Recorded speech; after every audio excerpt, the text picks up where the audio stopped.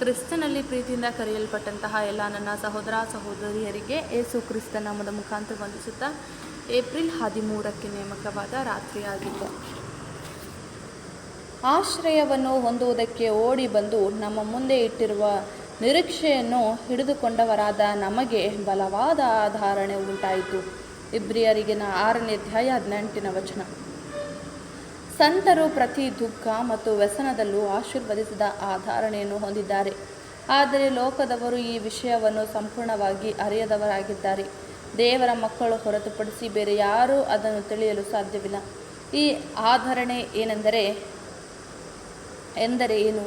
ಹೃದಯ ಮತ್ತು ಶರೀರವು ಬಹುತೇಕವಾಗಿ ವಿಫಲವಾದಾಗ ಇದು ಭರವಸೆ, ಪ್ರೀತಿ ಮತ್ತು ಧೈರ್ಯದಿಂದ ಕೂಡಿದ ಸೌಮ್ಯವಾದ ಪಿಸು ಮಾತಾಗಿದೆ.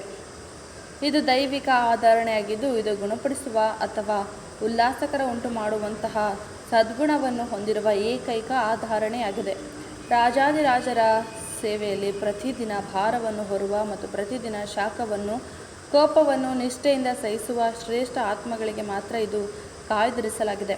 ಯಾರೆಲ್ಲ ಈ ಪ್ರಪಂಚದ ಪ್ರವಾಹದೊಂದಿಗೆ ಉದಾಸೀನ ಭಾವದಿಂದ ಚಲಿಸುವರೋ, ಒಯ್ಯಲ್ಪಡುತ್ತಾರೋ ಮತ್ತು ಶರೀರದಾಸೆಯ ಸ್ವಭಾವದ ಕೆಳಮುಖ ಪ್ರವೃತ್ತಿ ಹೊಂದಿರುವವರು ಎಂದಿಗೂ ಅದರ ಸುಗಂಧವನ್ನು ತಿಳಿಯಲು ಸಾಧ್ಯವಿಲ್ಲ ಎಂಬುದೇ.